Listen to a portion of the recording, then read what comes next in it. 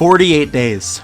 For 48 days, I streamed building my level Rivers of Nazareth. Throughout those days of building, I put every ounce of effort and creativity I had into this single project. Through every emotional high and low, I built this level every day without fail. A level that would not only be my very first extreme demon, the hardest level I've ever completed, but maybe the best I've ever made hands down.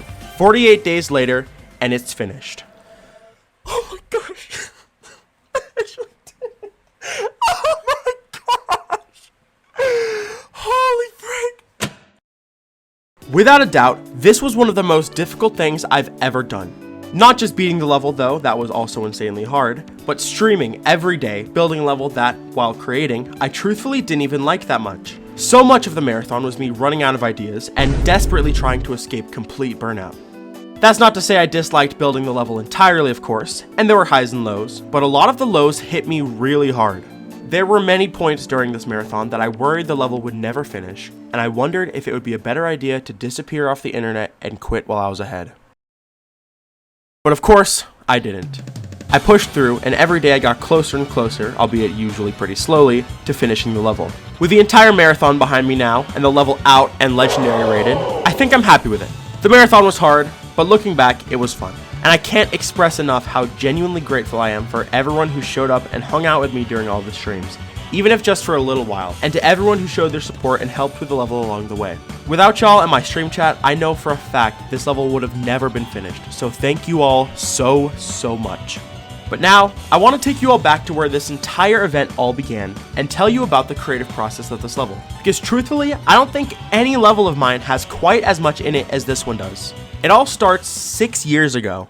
While Rivers of Nazareth obviously just came out, the idea for this level existed in my head for a very long time. I'm talking 2019, 2020 kind of long time. If you go back to my Instagram, there is a very old video of a level using Rat River by Lemkuja, which is the song used in Rivers of Nazareth, with some actually pretty familiar looking effects, but of course this came out in 2020 and was never finished. So whatever happened to it? As it turns out, the very first time I had an idea for a hard level using this song, I just tried to go for it and make it off the bat. However, when I made this, I sucked a lot still, so the level looks like this.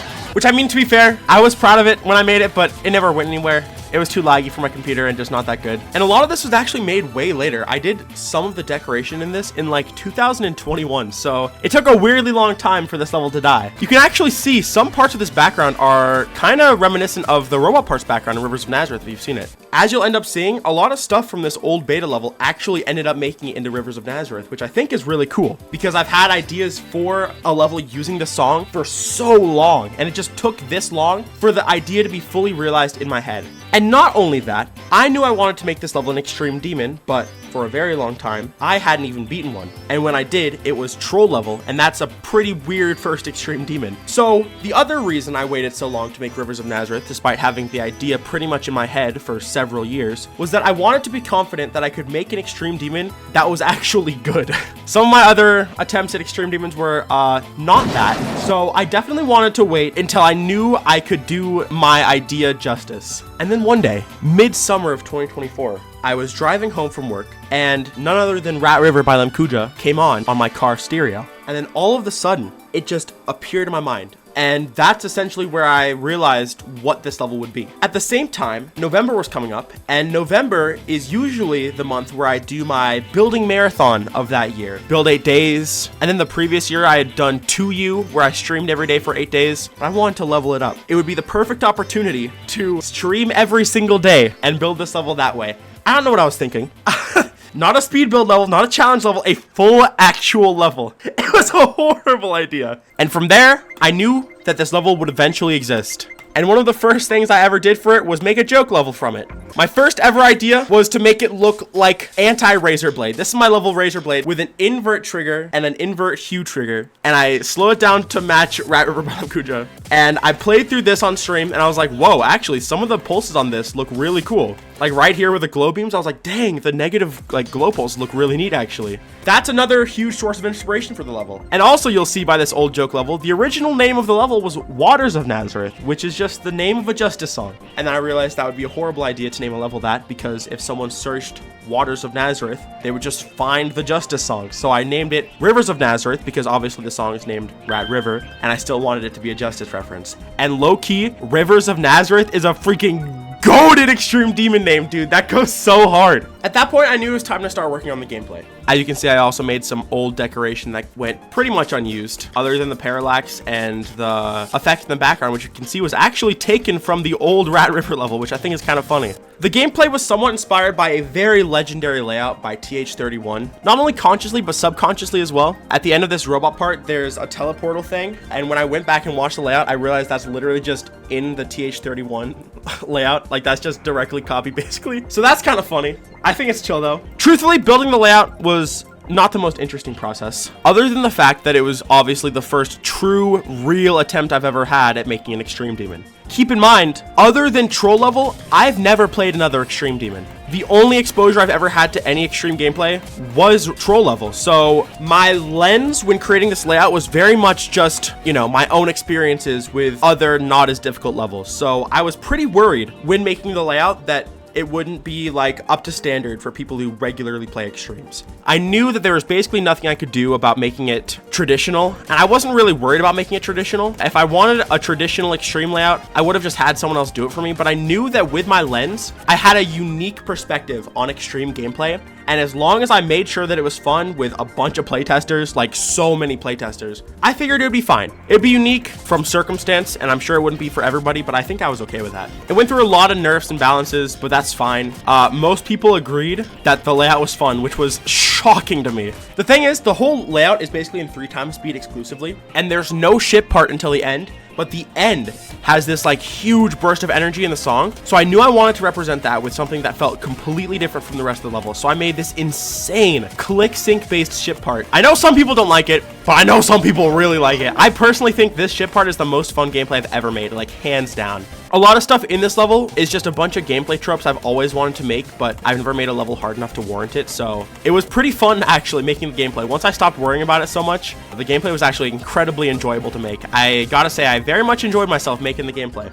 With the layout done and basically play tested, the marathon finally began. So let's just go through every part and I'll give some commentary on how it all went. There's so much detail and lore and things that I do want to discuss for this level that I figured a video like this would be perfect. So I hope you guys enjoy. The first part absolutely went the fastest. It definitely looks the most like Razor Blade compared to all the other parts in the level. That was intentional. I wanted it to start off with a part that looked very much akin to Razor Blade with some pulses in there like the inverse triggers I had. So I could switch it to the new like heavenly antithesis kind of style that I went for the rest of the level with all the white and the gold and the purple. But for this part, I also had some existing deco because believe it or not, I tried to decorate this level like right after finishing Limeade.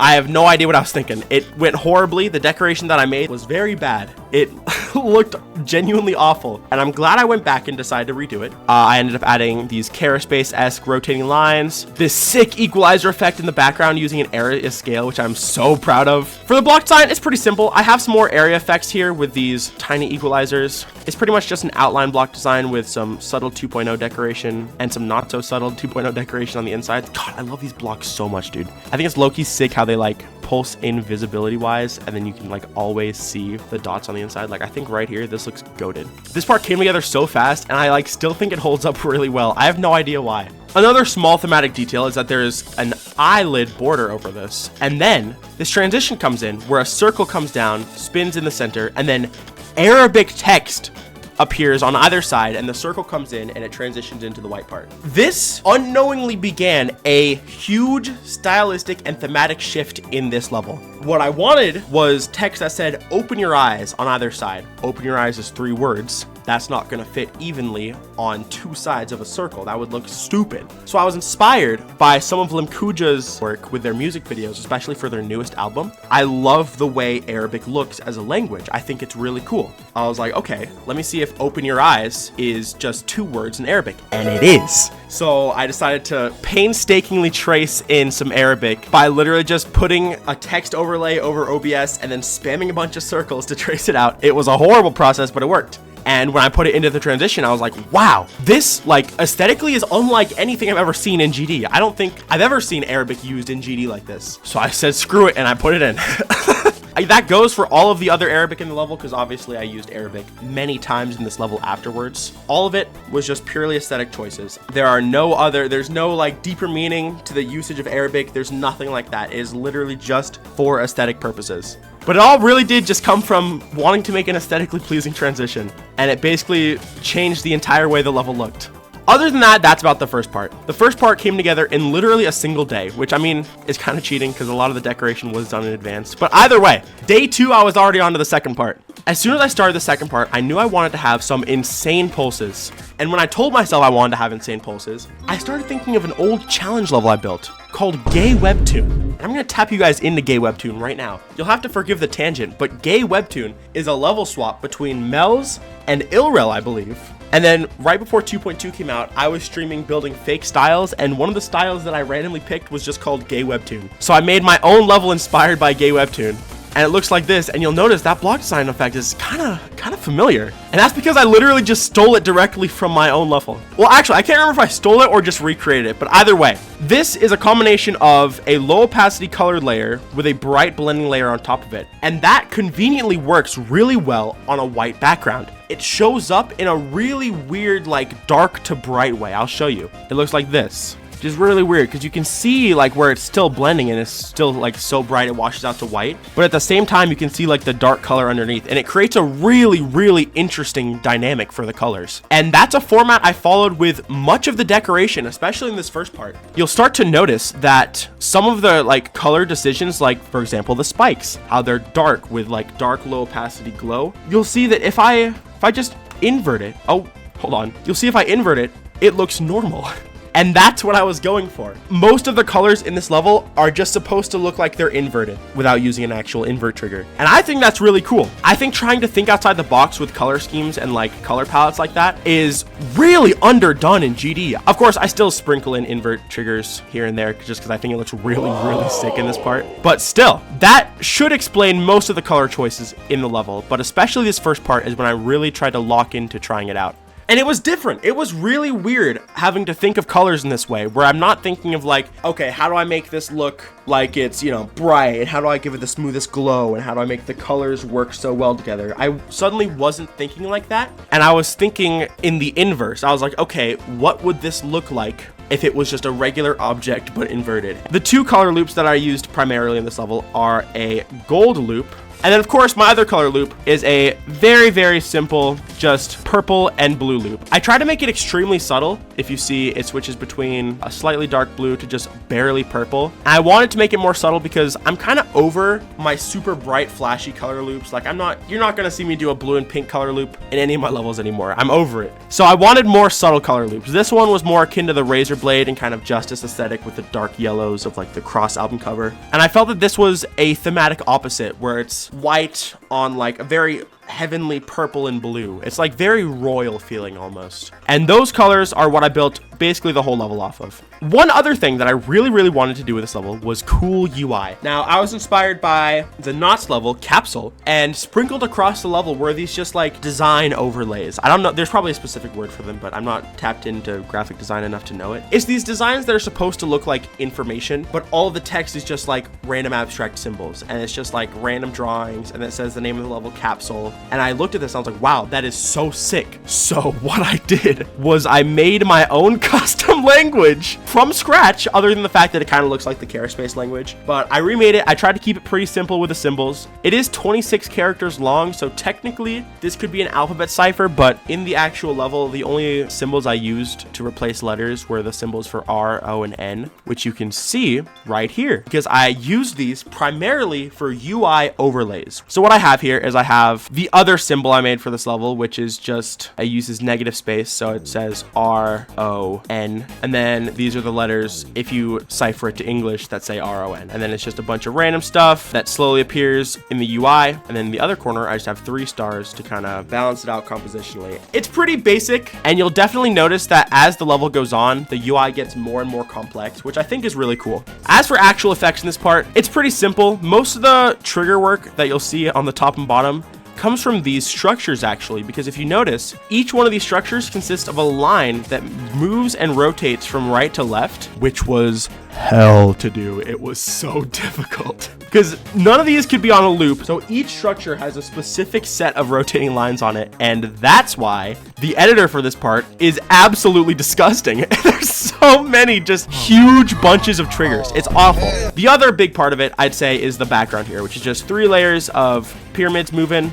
Shout out to this one that just got messed up and I didn't even notice until now. But also, I play around a lot with the inverse triggers. You can see like right here, the whole part inverts, but not the background. And that's because I have an invert trigger right here, wherever it is. And then there's a giant circle that's black, but when it's inverted, it's white. So the background color stays the same until it scales down. So it looks like the entire thing inverts except the background, and the background slowly inverts in a circle. When I made that on stream, I was popping off. I was going crazy. And I still think it looks really clean. The combination of pulses and stuff in this part, it's kind of, I don't even know what the frick I was doing with half of them, but it ended up looking really cool, so I cannot complain. I used the same circle scaling thing like 4 times because it was just too cool not to. A lot of the other actual designs, though, are very simple. Definitely the pulses and the glow carried a lot in the actual designs of this part. I will say, though, I'm pretty proud of these orb decorations. It's slightly dark glow, a rotating saw deco, and then a particle that just like spews out, and it looks kind of sick. I really like using negative radius acceleration on particles because it gives it this cool, like, I guess vortex effect you'd say, but either way, I'm a big fan of it. So I wanted to do it for the orb deco, and I think it ended up looking pretty cool. The second part took me, I think, 5 days, which was a pretty far cry from the 1 day that the first part took me. And the second part had decoration in it already. The background was partially made when I started the marathon. So I'd say it was a bad omen that the second part took me 5 or 6 days when it really should have taken me like 2 or 3. But so many of the designs and effects were just so tedious that it took me forever, even if I already knew what I wanted it to look like. But then we move on to the third part, which is the wave. Right now it looks pretty nice, but this is not always how it looked in my head. When I first started building this on stream, my idea for the background was very different and very bad because it looked like this. I basically made a road and I hated it. I spent like 3 hours on one stream making a background that I hated. It went through like 7 different variations. All of them sucked, and I realized I just needed to stop and restart. And that's something I had to remind myself a lot during the building of this level, is that it's okay to make things that don't look good and completely delete them. It is never a waste of time to delete something that you've made because you can always make something better and you learn something from that. It's not like you just wasted time. You tried something that didn't work and you learned. That's a philosophy I haven't held for a lot of my creating career, so it was difficult for me to learn that. So I decided if I wanted to effectively decorate this wave part, I would have to tap in to the lore. I, on my desk, have a keychain with a Nazar amulet, a Hamza, and a moon. Now these are symbols that I like aesthetically, but I didn't actually know much about them besides the way they looked. The level's named Rivers of NAZARETH, right? What if I put a Nazar amulet in this level? Of course, though, I didn't want to just chuck a cultural symbol into my level with no care. I wanted to make sure I was representing it properly. So I streamed Wikipedia one night. I learned a whole ton about what the Nazar amulet represents. I learned that the blue in it represents Tengri, which which is the personification of the universe in the religion Tengrism. And eventually, of course, I learned about the Nazar, the Hamza, the concept of the evil eye, and it all just started coming together. I started realizing, like, whoa, this is crazy cool. And the more I started researching, the more inspiration I had. So one of the first things I did, other than obviously making my own Nazar amulet, which was very easy, I made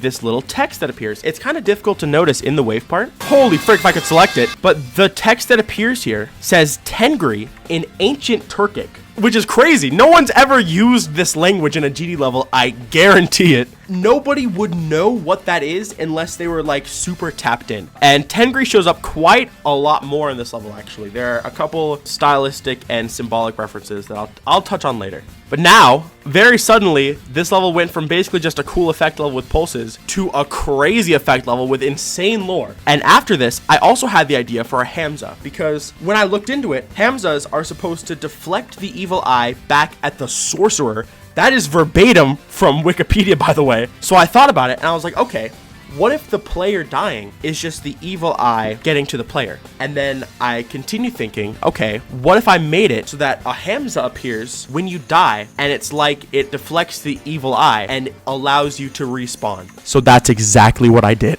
First thing I did was I had to make Hamza art, which was very difficult. This is a weird shape and I am no artist. So I tried what I could. I looked at my own, which is pretty simple, actually. It doesn't have much going for it. But I ended up making my own, and I think it's pretty cool. I actually quite messed with some of the details I added. Like, these are just stretched out crescent moon particles. I really messed with the rings I put on the fingers. I decided this was what I was going to put as the death effect. Now, making the death effect was much more difficult. What I had to do was make 2 sets of an animation, because the animation was going to be the Hamza scaling up from the sides and then shrinking back down like that. However, that animation took longer than the death itself, and I wanted to find a way to extend it into the next attempt. Because normally once you die, the whole level just resets, and if there was an animation that wasn't completed, it would just cut off, and that would look stupid. But that's how it looked at first, so I realized. What I instead had to do was split the animation into 2 parts. The first part would be what plays before you respawn, and then I would freeze that right there and make a separate secondary animation to play every time you restarted. That was just the closing section of the animation, and that was extremely hard. I barely remember the technicalities of how I did it, so I'm not even gonna try to explain it. There's so much complicated stuff with it too to make sure like it doesn't show up in practice mode. I don't even know how I did that. But you'll see here, if you die, there's like a star animation, which I took from my level True Love actually. The Hamza shows up, and then at the bottom here it says in Arabic, the blessing of reincarnation. Although I think the translation's a bit iffy, I'm not sure. And the Hamza gifts you life basically. And you can see the animation's a little bit choppy, but it's definitely good enough. Fun fact, if you want to disable the death effect, all you have to do is hold after dying. If you hold, it never shows up again. I like the death effect, but I played with it off when I was verifying it because I did not want to see that every time I died. Once I had that down, I was fully locked into the lore because I was like, okay, suddenly I have this really unique mishmash combination of different cultures and theming. And of course, all of it is used for purely aesthetics. There's no deeper meaning behind any of the usage of anything. And the only religious symbolism I use in the entire level is just stuff for Tengrism. And even Tengrism is essentially just used for symbolism. I was kind of nervous about using religious symbolism for my level because obviously it's kind of a weird territory, but I think I made it pretty much clear that there's no deeper message behind this level. To be honest, most people don't know anything about Tengrism, so I don't think they'd recognize that at all anyways. But that's besides the point. I hope I can inspire people to learn a little bit more about Tengrism and other religions they might not have heard of.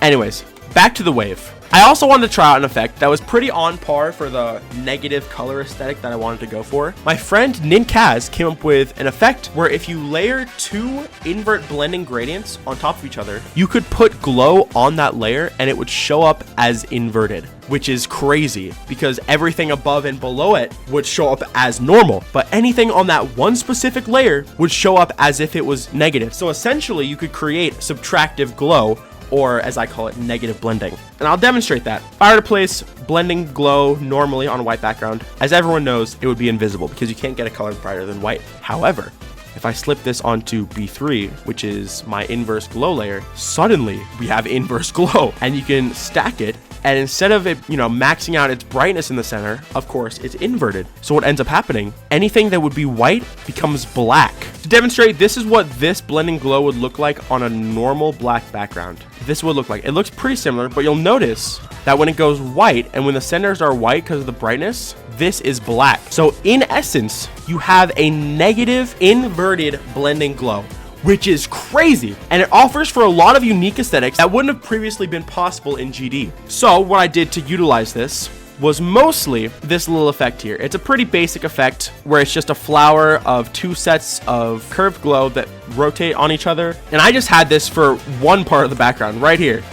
You can kind of see it happening. If we're really going technical with it, that's an effect I did in the 2020 Rat River level, which is crazy. When the background wasn't being used, I have this crazy Nazar amulet thing going on where it just comes into the center. I got negative glow pulsing below it and some blending glow on top. More Kara Space-esque lines. And then I also have a gradient effect where I have a center and then gradient triggers that move along the top. And it creates kind of an infinite parallax kind of thing, but I wanted to make it look like the Nazar was just looking at everything. And I think it looks pretty cool when the Nazar is there. If that was overwhelming for you, it was for me too. I have no idea how I crammed so many tiny effects in this part, but I was basically just desperately scrambling for a way to make this part look good. It was kind of crazy. As for the block design, it didn't come without its struggles as well. Truthfully, this entire part was just a huge struggle to build, but it came out in the end, I think. It's a pretty basic block design. The glow here is made with an area fade effect where an object moves up and down and causes these to go visible and invisible. And then for the inner details, I was struggling for a very long time. I was trying I don't even know how to say it. I was trying some very, very out there things. Of course, Ninkaz saves me, as he always does, and sent me these concepts for these very techy, thin line details with circles at the end. I loved it. I put it into the block design to try it out, and it looked fantastic. And from that point on, all I had to do was just put the block design through literally every single structure, which, might I say, the structures in this part are freaking weird. How does somebody decorate this? Look at the layout blocks. This is disgusting. I'm just saying, how on earth does a human being decorate this in a way that looks normal? I struggled a lot because of that. However, given that I did come up with something, it ended up working out. But after the block design was put in and all the background effects were basically done, the part was done. Despite how much complex stuff is going on in it, it's pretty much a simple part. It definitely ain't doing too much, especially with the blocks. It's just the background that goes absolutely nuts, essentially.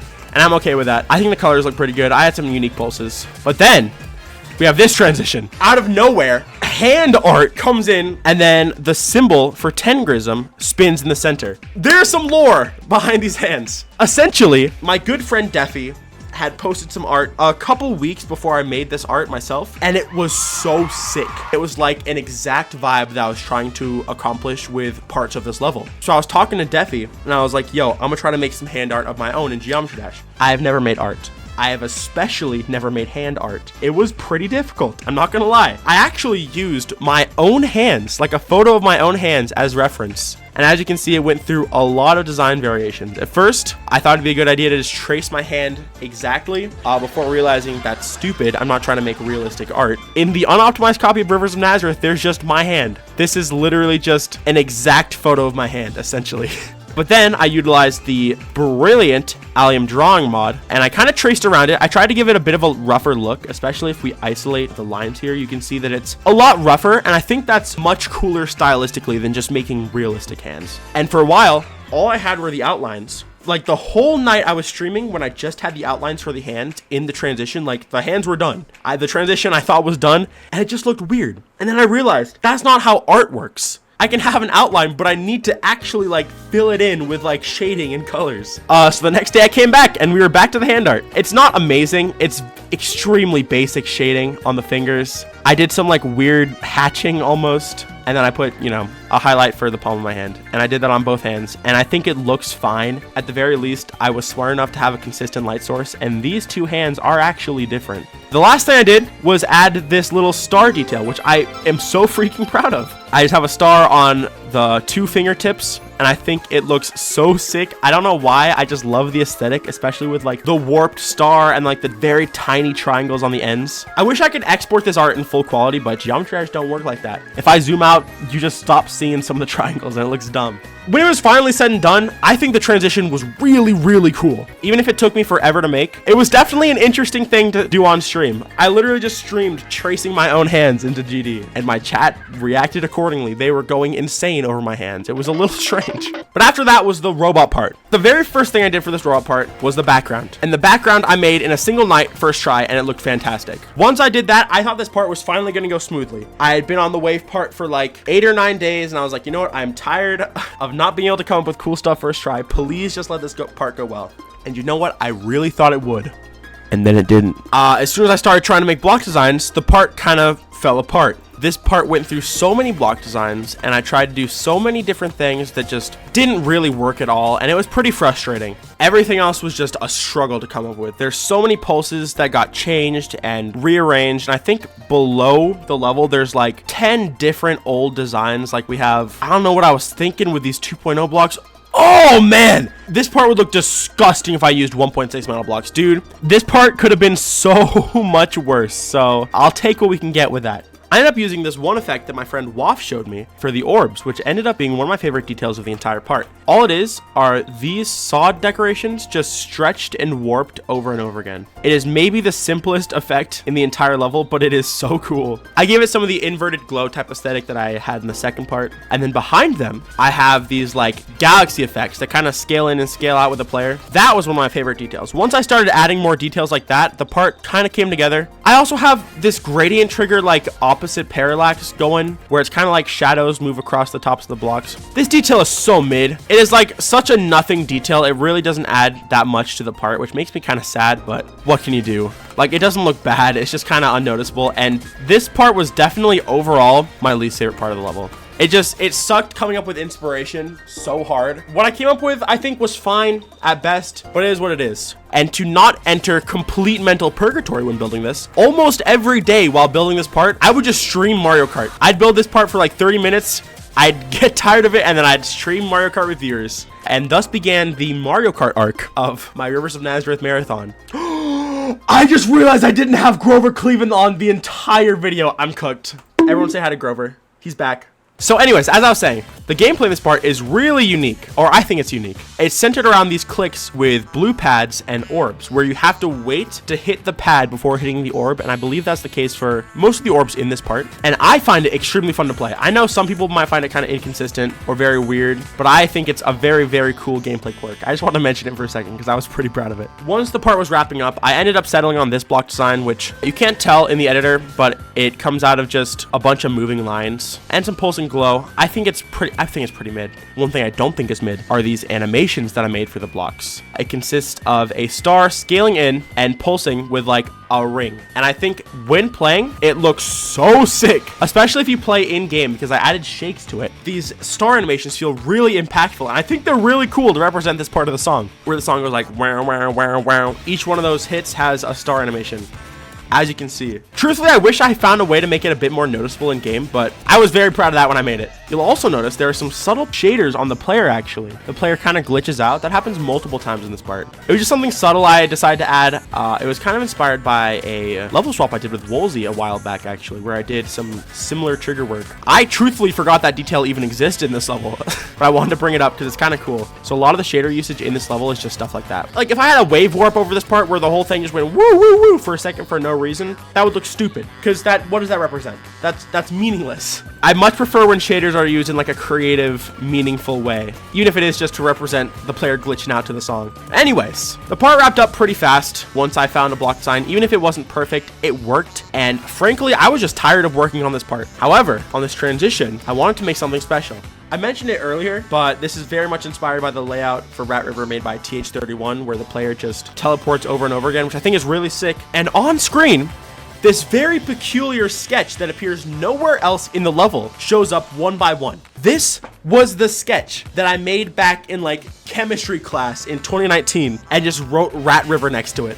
I managed to remember this exact sketch and put it into this level, and I think that's so cool because in a way, that's my idea from 6 years ago getting fully realized in a level that I never thought I'd ever be good enough to make. I don't know if you guys find that cool, but I find that incredibly cool. It feels very personally satisfying. No one else playing this level would ever understand what the sketch means. Truthfully, It's literally just a doodle I made, but here it is, and I couldn't be happier with it. You'll also notice in this part that on UI pulses, there's some like cool sketched out things, which I made with the Allium drawing tool. Very, very weird when you see thin curving lines in GD like that, so I wanted to just add that for that extra juxtaposition in the contrast. And then in Arabic, it simply says Tengri energy. Anyways, after this little sketch transition, you'll notice this logo that comes up that almost just looks like random lines. This is the only thing in the entire level made by another person, and this was made by Raisin, the GOAT himself. I was discussing on stream one of the days that I wanted this like crazy borderline unreadable typography for this transition, and I was just gonna make it myself, and it was gonna be painstaking. But Raisin, being goated, decided to make it for me, and I put it into the level, just static transition. I have the square scale up, and then I have a smearing effect, which is created by just toggling on a ton of copies of the same logo. Can I speed hack this? Do I have speed hack? I do have speed hack. You'll notice it like very quickly like just smears out, and that's just by toggling a bunch of frames. This was a super awesome asset that he gave me. It does actually say Rivers of Nazareth, and Raisin gave me a sketch to demonstrate it, and I'll definitely have to show you guys that in post, but it's really interesting. Raisin absolutely popped off with that detail. I cannot thank him enough for how cool that is, and I can also not thank him enough for his help with the next part, the duel. As is basically the way of life for this level, the duel took me a very long time to make. It took me the longest of any part, actually. The duel had more weird structuring, but it wasn't so weird that it was impossible, like the robot or the wave. So the block design actually came together pretty fast. I tried some weird things like these rotating designs that did not fit the theme of the level, and I ended up settling on this block design that inverts on pulses, which I will show you. I'm very proud of the way it inverts because it is a perfect invert. This is literally just how it looks inverted, but I do it with pulse triggers. There's no invert trigger in this entire part. So I just have the pulses like essentially swap. So this dark color becomes the light color and the light color becomes the dark color. And I have these center star lines pulse to yellow. And I think as a detail, I think this is so sick. I think this is genuinely one of the best block designs I've ever made. It is very modern. It's very different to something I'd normally make too, which makes me quite proud of it actually. But the most important part to come up with was the background, and this took me forever. I knew I wanted to have something rotating in 3D in the background, so my first idea was a Hamza, and it looked like garbage. And then my second idea was a Nazar amulet, but of course I've already done a Nazar amulet in the center of a background of another part in this level. So I knew I had to do something different, and this is where Raisin clutched up again. Raisin showed me an effect way earlier of a saw spinning in 3D with like some crazy layering. I had no idea how he made it, so he gave me this example level to kind of demonstrate how the effect would work on a simpler object like a circle. Worst drop ever too, isn't this? It is this. So as you can see, Raisin dropped this freaking sick looking effect where a circle like spins in 3D with depth. And that was an effect I'd never seen before by anybody but Raisin, so he showed me how to do it. It's actually surprisingly simple other than just really specific. These are all the triggers needed for it, but that's all the triggers needed for a circle version. If you remember, my Nazar amulet is not a circle. It has a very specific wobbly shape about it, and because of that, it made the entire effect for the duel 1,000 times more complicated to make. As you can see, it works in the background here, but what it is it's two faces of a Nazar scaling down and moving to essentially the edge of where their depth would be, and then moving back. I barely understand how I made this work at all. Here's all the triggers for it. There's like follow triggers back here. There's like floating groups. It was hell to make this effect. I was locked the frick in for like 2.5 hours in just a mental haze of effect. I don't remember how it works. People ask me how I made this. I say I don't know because I literally just don't know. Raisin had no idea how to do it. Once he realized this wasn't a circle, he was like, yeah, you're cooked. Let this be it. I think I did it. Yes, dude. Holy frick. That was so impossibly difficult. Yes. I almost gave up, but I didn't, and I'm glad I didn't. Adding depth to the Nazar amulet was and my Nazar amulet broke. That's not cool. As you can see, not only do I not know how the effect works, it also barely functions. It is held together with duct tape and prayer. But obviously, the Nazar isn't the only thing going on in this background. There's a lot of stuff going on in this background, and it's a combination of a lot of ideas happening all at once. The first thing I did was this halftone swirl on the sides. If you notice, on the sides of the screen, you have these like sections of black halftone that just kind of spin around. It's pretty similar to what I did in my level Care Space, if you remember that. 2 objects that rotate around, and basically I have area scale triggers that say every time these circles get close to one of these objects, they scale up, and it creates a pretty cool halftone effect. Then of course we have the gradient trigger effect in the background. It looks, stop with the NAZARETH! How does it keep happening?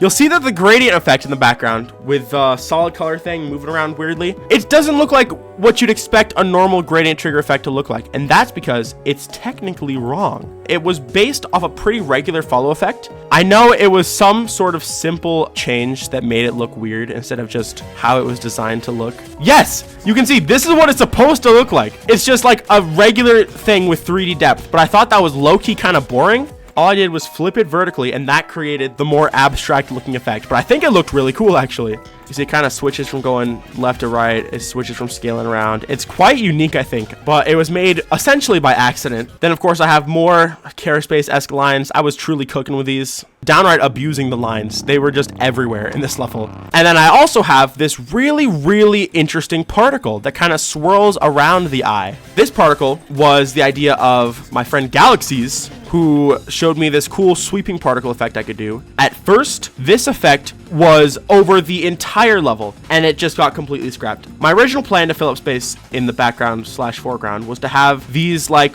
weird particles. You can see if I move one of them around, they do this, and it actually looks really sick. All it is a particle that just spawns a ton of them and then scales them down really fast. I got 2 of those layered on top of each other, and at first I just wanted that somewhere in the level, right? I didn't know where yet, so I just put them across the whole part. And while they do look incredibly cool when they move, it's very messy. So of course, I deleted it, which really sucked because that was just, you know, yet another thing that I spent like an entire day on that I just scrapped. But that's how it goes when you're building, dude. This level alone made me realize it, and that is so true, is that you can spend time on something and it might just not look good. And that's fine. But I'm glad I did end up actually finding a use for it, and that was, of course, the particle swirling around the eye. The way that it goes behind the eye and in front of it is super simple too. Down here, I have what the eye follows, which is this dot right here, and a collision block. And every time the collision block touches 2, it toggles between 2 states of it, one of them being behind the eye. As soon as it touches state 2, it toggles on the one that is in front of the eye, and that's how it goes in front. Right before it goes behind the eye, it toggles off the one in front of the eye and toggles on the one behind it. It's quite simple with collision triggers. I've done it a couple times in different levels, but it creates a very convincing effect here, actually, and I think it makes the depth of the spinning Nazar even more pronounced, because it truly does look like you're looking at something 3D right now. And because of that, the composition of this part was very strange. Every structure basically was mirrored from top to bottom,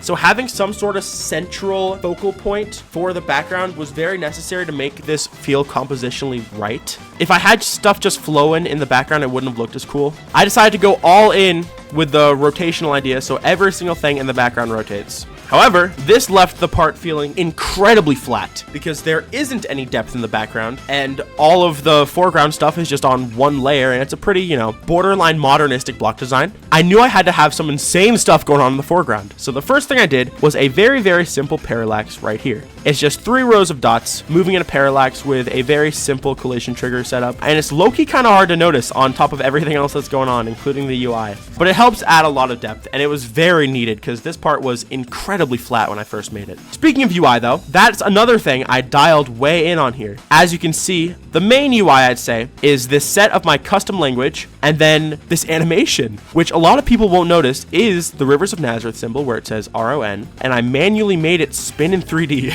It's a whole cube just chilling here. And this is just for UI, and it scrolls infinitely because this pattern repeats every like 9 blocks or so. So I just have a spawn loop that says every time it moves forward, oh, it's 8 blocks. Every time it moves back 8 blocks, it moves forward in 0 seconds. Really simple stuff. I also have these things, which are actually taken from one of my older levels, FYL.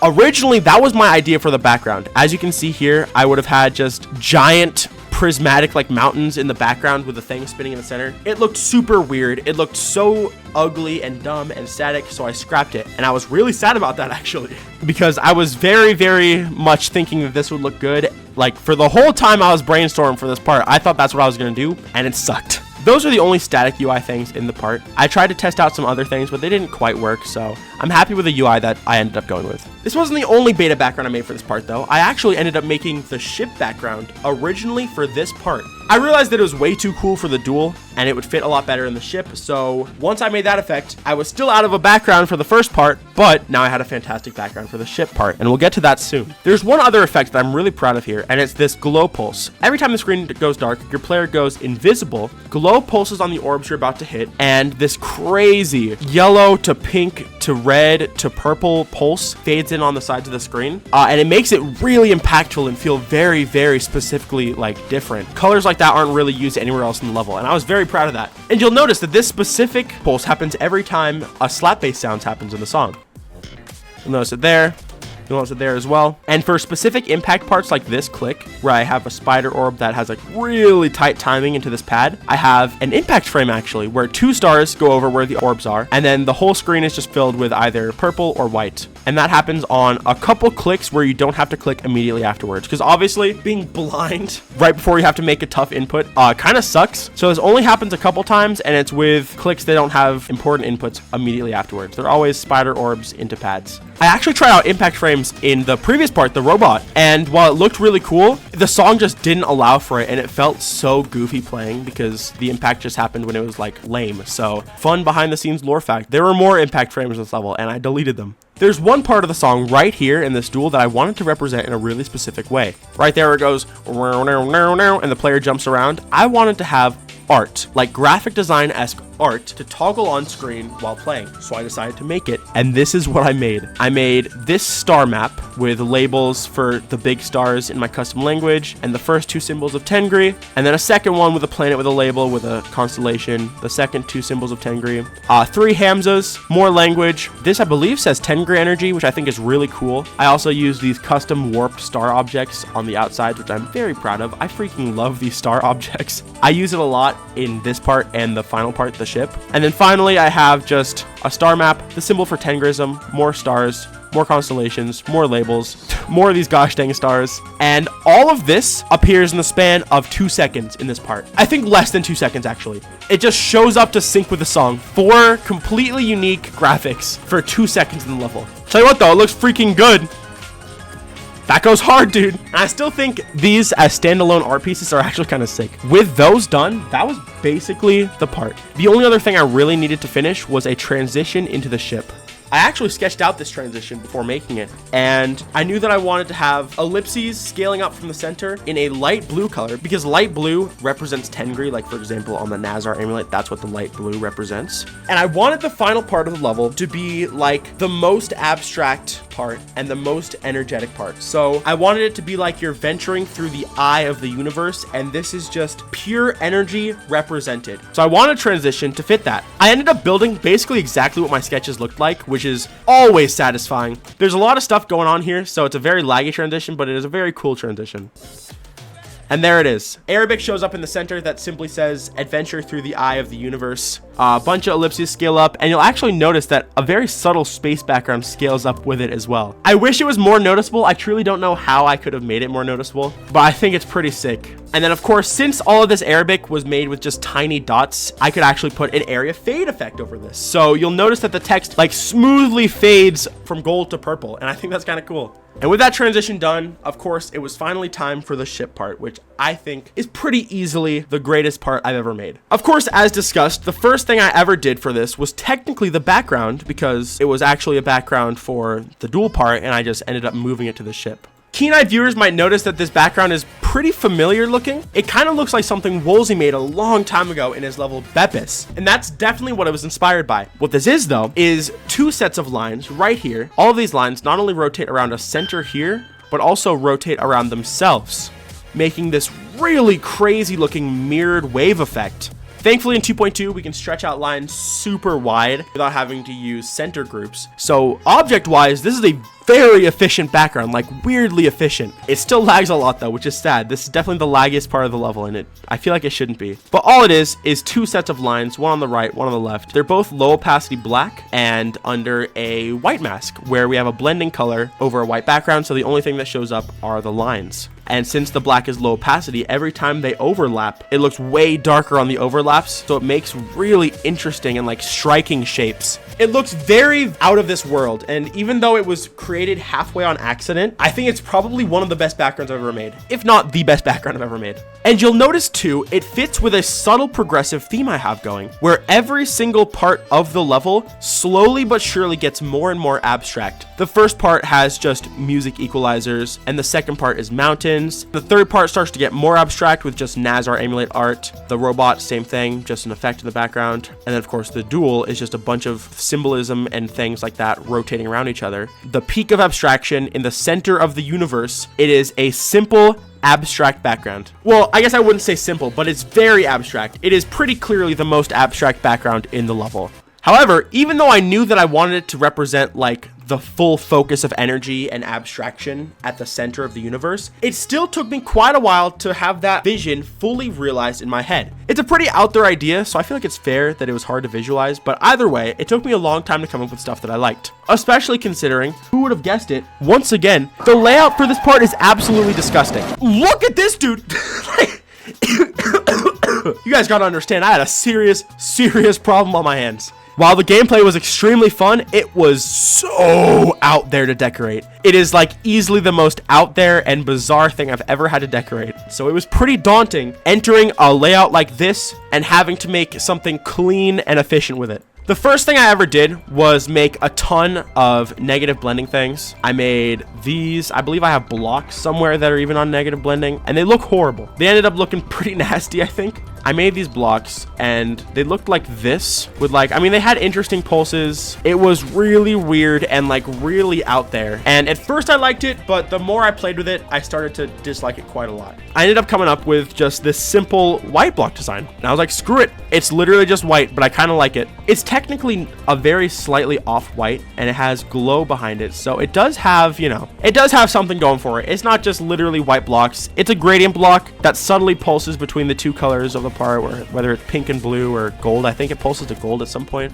It's basically tradition at this point for every part in this level to have been a struggle with block designs, and that was definitely no different with the slopes in this part either. I tried so many different ideas for these slopes. I tried something like the prismatic vibe of the beta background from the dual. I tried whatever the frick this is, and it looked disgusting. I tried doing depth on prismatic objects, and none of them worked. I was truly just throwing idea after idea after idea at it, and nothing seemed to stick. Normally, that would drive me pretty crazy, coming up with all of these ideas and having none of them work. But at this point, I was so close to finally being finished with this level and the marathon as a whole that I knew that I could do it. So one night when I was brainstorming things for this level, I sketched something up, a design, kind of giving Care Space vibes with just sketches of stars and things inside the block design with a fading glow effect on it. And most notably, infinite parallax, very akin to something like infinity. And with that sketch, I decided on stream to try it out. And that's exactly what I did. As you can see, it came out looking basically exactly like that. And once I had this design, I became so much more confident. Suddenly I realized that if I just made unique structures and filled it with art, it would work and it would be abstract enough to fit with my idea. I then decided to try the infinity-esque infinite parallax. And when I say that this was one of the most fundamentally fantastic things I ever did for this level, I mean it. Before I did this, the only thing I had in this part were the white blocks and the art, and it looked very, very flat, especially with the contrast of the background going crazy in it. And after sending a video of it around to a lot of people, the most common feedback I heard was that it was compositionally uninteresting. And I tried a couple things out before realizing that if I wanted to fix the composition, all I would have to do is the infinite parallax. So that's what I did, and it looked fantastic. Every single object has 4 sides of a gradient that all point towards the center, and it was the best thing I ever did for this part. Given that I finally had a cool block design for both sets of blocks in the level, there was one more set of gameplay that was going to be weird, and that was these corridors. As you can see, I have a slope platform and then just an unsupported straight fly at the very bottom of the part. The only thing that I knew I wanted was Arabic text saying the rivers of Nazareth, pulsing and scaling in on the top, which, small note, it's not spread out the right way, so this is pretty hard to read, and it also appears backwards. If you don't know, Arabic is read from right to left, but Geometry Dash goes left to right. So making Arabic text appear properly is either you mirror the gameplay or it's backwards. So I had to bite the bullet. Anybody who knows anything about Arabic knows that this is pretty goofy. I just didn't know much about Arabic at all. I had to split up the text to appear 4 times to match the song, and it becomes pretty hard to read because this is not how you would accurately split up Arabic text, and I've been told that by many people. Visually, I think it looks cool, but obviously if you know anything about Arabic, it's pretty rough. But I digress. That's the only idea I had for this pretty awfully weird ship part. But I had one idea. What if I make like an animation that sweeps across the screen, and then there's like a masked digital weird glow corridor that shows up and then like just disappears. I tried exactly that, and it worked basically first try. And not only did it work, but it looked sick. All I did was make the player go white here and then have giant glow that pulsed on top of it to add contrast between the player and the corridor, and it looked amazing. Like, it actually looked nuts. Like, this looks insane.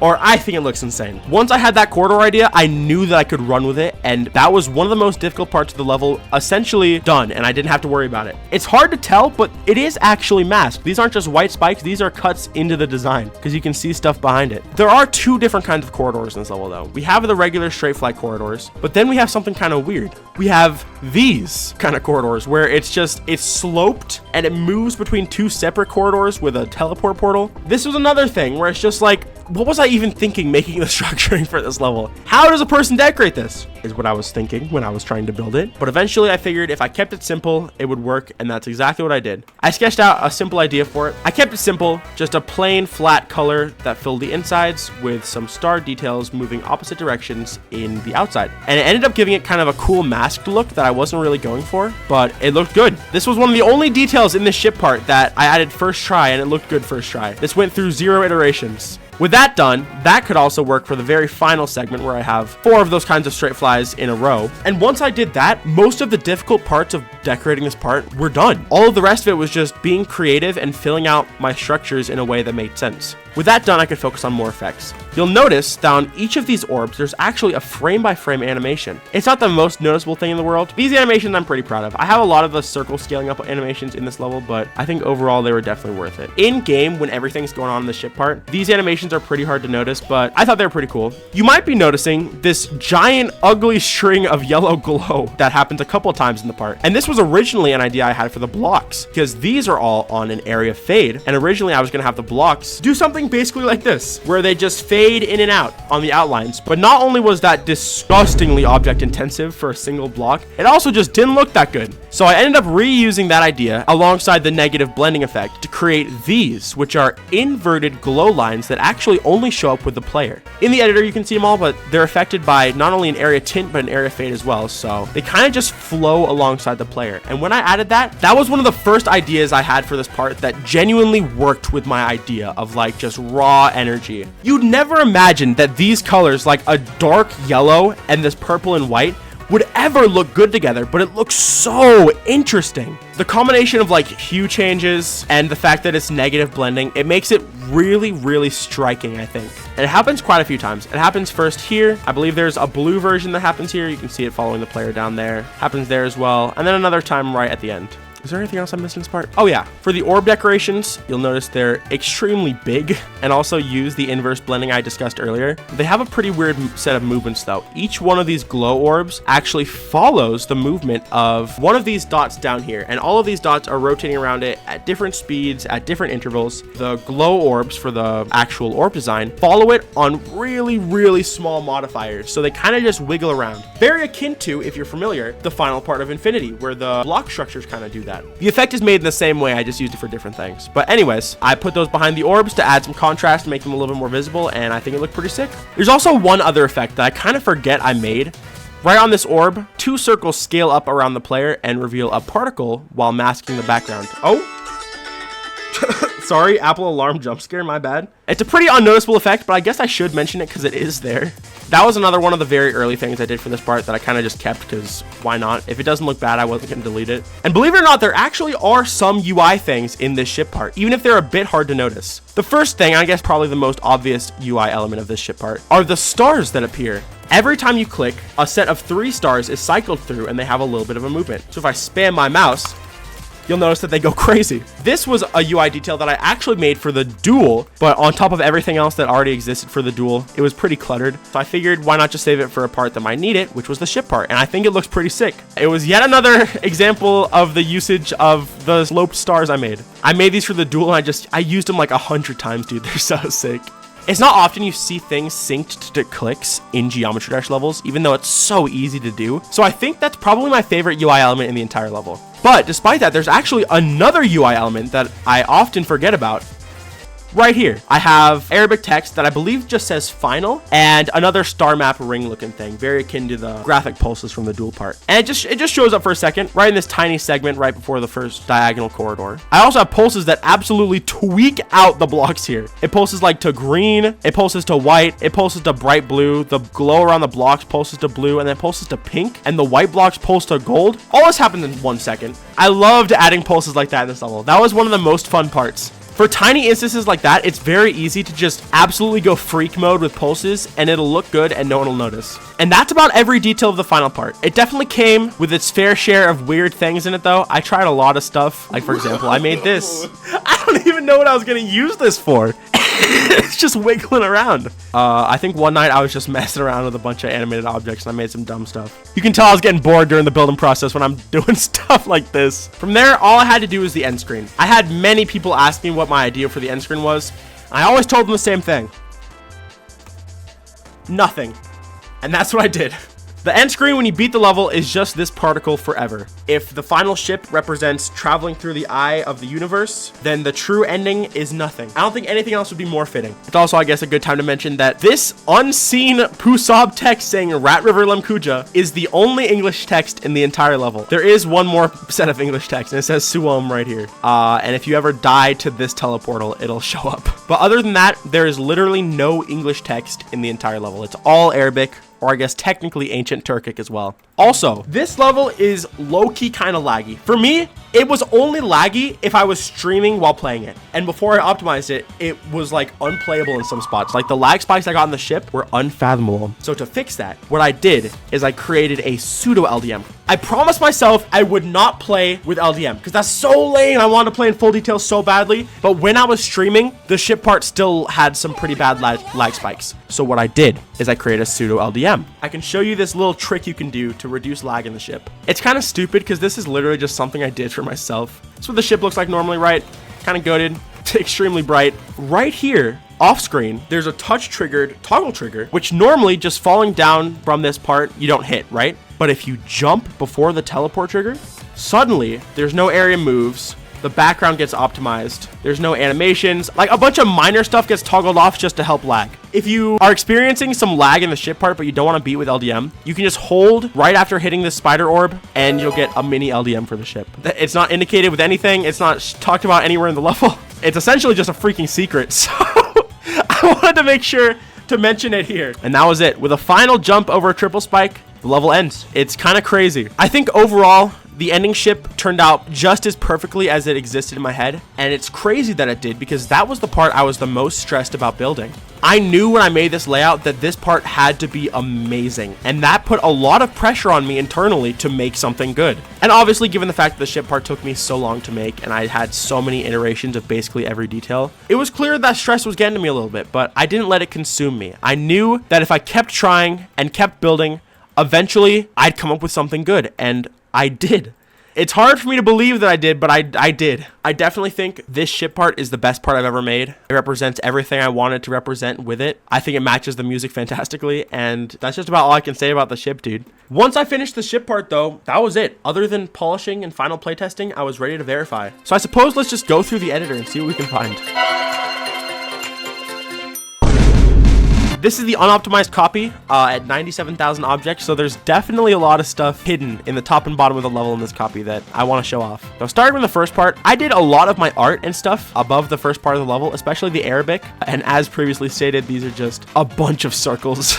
When you zoom up on the Arabic, it's actually super crusty, but in motion, it's like unnoticeable. So it's actually chill. And then obviously we have the graveyard of hands. I have so many freaking hands just above the level because tracing them in with all the different kind of outlines took forever, but it was definitely worth it. If anyone wants my hand, feel free to steal this, I guess. Above the second part, we also have the, I'd say, somewhat underutilized Rivers of Nazareth symbols. I used these for promotion before the marathon actually started. Otherwise, these didn't get used much outside of like the second part, I believe. Oh my gosh. Then up here, we have beta gameplay. If you imagine playing this, it's absolutely horrible. Like, what the frick is this, dude? You'll notice a lot of beta gameplay in this level, actually. I took a lot of care making sure that this level was actually playable, believe it or not. If a part wasn't fun, I would fundamentally change it, and that's what I did. Oh my gosh. This was a beta design that I tried when Deathy told me to do some, like, rune-esque designs for the slopes in the wave part. It did not work out. Deathy's idea was good. My execution of it was not. There's so much unused stuff for this robot, too. There's like 100 particles. Saw design. I don't even know if there are saws in this part. I don't know why I made a saw design for it. Originally, there was just mountains in the foreground of this part. That looked stupid. As well in this part is when I first tried the star things. I ended up using a design very similar to this for the block designs in the duel. Ooh, and you can also see more of the thin line sketches I did for the UI. The drawing tool is so fun to play around with because you can just do stuff like this and it looks so foreign, and it's like, how many objects is this? 116, and that's mostly glow, so it's kind of goated. And then we're into the duel part. The duel, obviously, we have like the beta mountain background. I don't know what the frick I was doing with these saw designs, but okay. I also originally had waves at the top and bottom that I tried out. Didn't look very good. And then up top, we have some Hamzas. Like, this is the Hamza I originally had spinning in the background for this part. This was more beta gameplay, beta block design stuff, especially these. These are very Rexer coded. These were originally designed for the dual block designs, but they did not fit. This duel went through so many iterations, dude. Like, what the frick? How do you even play this realistically? That's nuts. To say the least, this went through a lot of variations, as you can probably guess. And here's all these are used. These are just separate blank copies of the graphics I made. And then other than just a bunch of different kind of stars here, that was basically all the unused stuff for the duel. A lot of it kind of just were like initial design ideas or stuff that I ended up actually using elsewhere, like this star pattern where I used it for here. And then for the ship, I did kind of go through some of the dumb unused stuff like this, but it is mostly just stuff like that. Imagine if I actually use this design. The ship would be the goofiest part I've ever made because this is so stupid looking. There's a bunch of glow overlays that went unused or just reworked. It's actually so nuts. I could create an entire new level just out of unused assets from this one. You also find plenty of ideas just written out. Comet face connectors between some blocks. That's this. Man, it's kind of crazy looking back. This whole level was really just kind of a blur to me, man. I mean, 48 days doesn't seem like that long of a time for a lot of creators, but for me, I always take breaks from building in between. I've never in my life built non-stop like that, and it was hard. And as a result, a lot of this level came from circumstance, you know? A lot of it was just like, I need to build something today, so let me just do like one detail or like a death effect, you know? And despite that though, I think the level turned out pretty good. I gotta say, obviously it's not perfect. There are plenty of complaints somebody could make about this level, the way it plays, how bright it is, etc. But I'm pretty proud of it, dude. Being able to say that I made my own solo extreme demon, I made all of the gameplay myself, I made all of the decoration, and then I went out of my way to verify it on my own as well. And the fact that all of that took place in a marathon on stream, I think that's something to be proud of, dude. I don't think this level could have gone any better, other than maybe the fact that it was depressing to build most days. I think verification only took me 2 days as well, so that felt pretty nice. I was crashing out when verifying it though, dude. That's why I don't play extreme demons. I low-key crash out. And that's the level. I can pretty confidently say that I've never put this much into a level before. I mean, from just the sheer amount of assets, there's just so much stuff like that, and especially all the custom art and the effects. It makes this a pretty full level. There's never a point, I think, where there's nothing going on. I mean, I pride myself on making simple levels most of the time, but I'm happy that I can still really pop out and make something crazy like this. And I'm very, very happy that people seem to like it. I'm even more happy that throughout the whole creation of this insane level, all of you guys were there for me, watching and stream and supporting and showing your support. And more than anything, that's what I'll take away from this experience. I wouldn't take it back. I'm glad I did it. And now you guys can go try and beat it for yourself. Shoutouts to Noppel for getting first victor. my goat Tyler. It's a very easy extreme demon. My goal was for it to be slightly harder than troll level, and I think I achieved that. I'd say it's good like second extreme demon material. The story doesn't quite end there though, however. When I released this, some mods were there. You know, some mods pulled up to the release of Rivers of Nazareth. As far as I know, this level got 7 Mythic sends. What the frick? Like several mods sent this for Mythic, which is mind-blowing to me. I knew it would never get Mythic, but the fact that so many mods sent it for Mythic is so awesome. And it is genuinely such an honor that so many mods did send it for Mythic. I never thought I would get a Mythic send in my life, let alone 6 on the same level. So thank you to all the mods who sent it, and it got Legendary, which is insane. I was worried when building this level would be like feature max, because it's like, it's extreme demon. RobTop's pretty picky with how he rates extreme, so I was, you know, I was a little worried about the rating, because I mean, it would kind of be unfortunate if it got like feature only, considering I spent 48 days straight on it. I figured it might get epic because I was pretty proud of it. You know, that shit part kind of goes crazy. And people in my chat kept saying, oh dude, this is easy legendary. And I started to believe them. And I was getting kind of nervous because like expecting a high rating for your own level is dangerous, dude. Because you almost always set yourself up for disappointment. But apparently I proved myself wrong and I managed to build a legendary rated level in a streaming marathon, which is something I couldn't have ever dreamed of doing, dude. So thank you to all the mods who sent it. The support I've got on this level is unfathomable, and I'm very, very, very honored that so many people liked it. With that being said, Rivers of Nazareth is done. I don't even know where I'll go from here. If y'all want to beat it, ID on screen right now. I just want to say thank you all for watching. Thank you all for the support on this level. And with that being said,